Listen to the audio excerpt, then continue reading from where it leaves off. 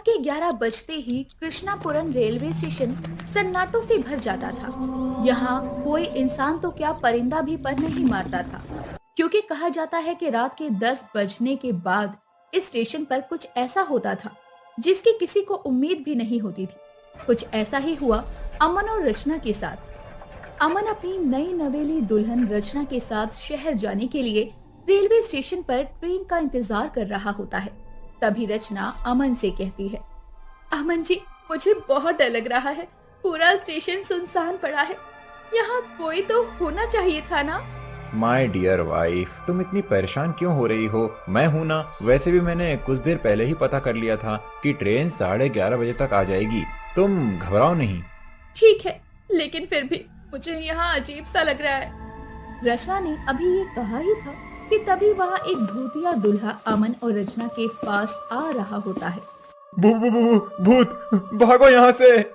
अमन जी, मैंने कहा था ना, यहाँ कुछ न कुछ तो अजीब है। पता नहीं हम कहाँ आकर फंस गए। दुल्हन, एक और दुल्हन, मैं से भी जान से मार दूंगा। हर दुल्हन धोखेबाज होती है।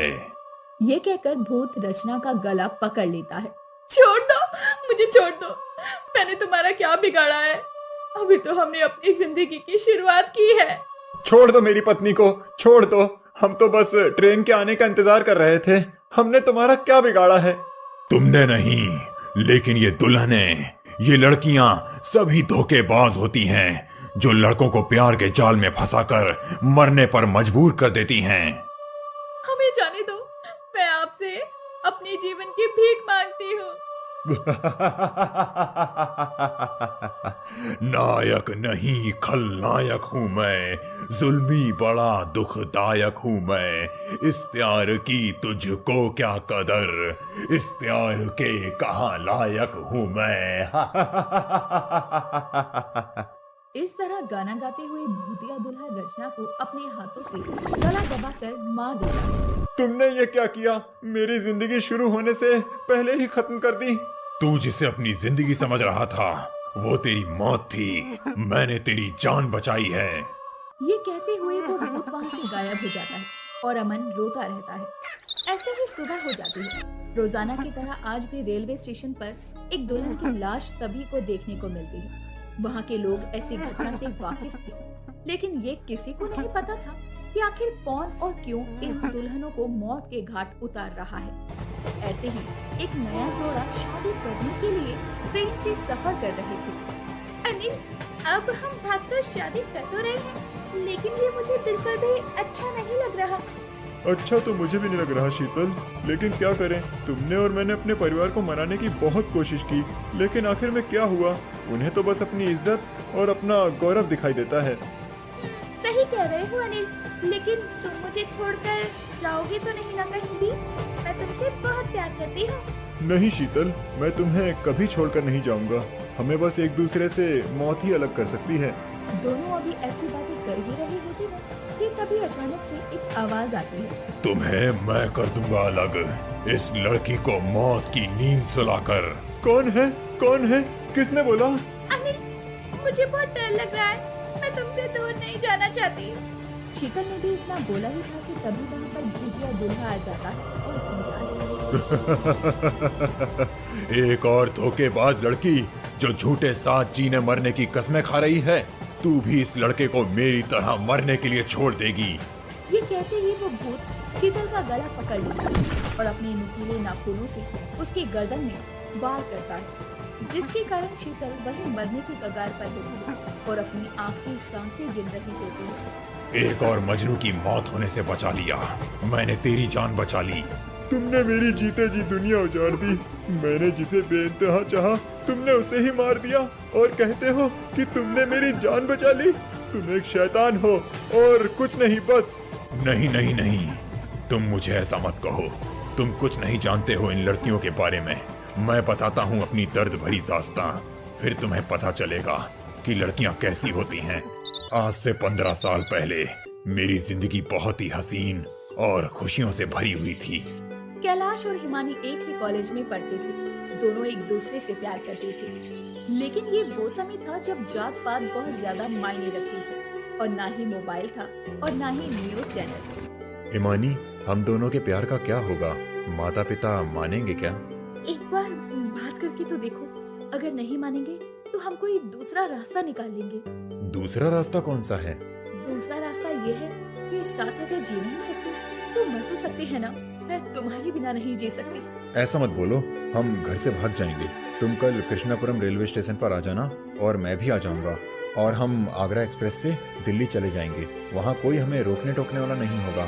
वहाँ पहुँचकर हम सबसे पहले शादी करेंगे। ठीक है। मैं तुम्हारा इंतजार करूंगा। कल या तो हम जिएंगे या फिर मरेंगे। कैलाश दूल्हे की तरह सजकर अगली सुबह रेलवे स्टेशन आ गया और हिमानी का इंतजार करने लगा। सुबह से शाम हो गई लेकिन हिमानी वहाँ नहीं आई। कैलाश को कुछ भी समझ नहीं आ रहा था कि आखिर वो क्या करे। अचानक ही वो ट्रेन की पटरी पर जाकर खड़ा हो गया, जहाँ आगरा एक्सप्रेस अपनी तेज रफ्तार से रेलवे स्टेशन पर आई और कैलाश को चीरती हुई आगे निकल गई। मैंने अपनी महबूबा की बेवफाई और धोखेबाजी की वजह से आत्महत्या कर ली और तब से लेकर आज तक मेरी आत्मा भटक रही है और ये तब तक भटकती रहेगी जब तक मैं उसकी जान नहीं ले लेता। मुझे हर एक लड़की और दुल्हनों में हिमानी दिखती है, इसीलिए मैं उन्हें जान से मार देता हूँ। मैं मानता हूँ कि तुम्हारे साथ बहुत बुरा हुआ है, लेकिन जरूरी नहीं कि हर एक लड़की एक जैसी हो। तुमने मेरे साथ गलत किया है, चले जाओ यहाँ से। अनिल ने अभी इतना बोला ही था कि तभी पीछे से हिमानी की आवाज सुनाई देती है, जो कि वो उसी ओर चलकर आ रही थी। भूत हिमानी की आवाज सुनते ही बौखला जाता है और तुरंत उसका गला पकड़ लेता है और कहता है, आज आई तू मेरे हाथों में, आज मैं तेरी जान लेकर ही रहूंगा। आज मुझे तुझसे कोई नहीं बचा सकता। मेरी बात तो सुनो, मैं तुम्हारी कहानी सुन के ही यहाँ आई हूँ। मैं इस कोच की अगली सीट पर बैठी थी।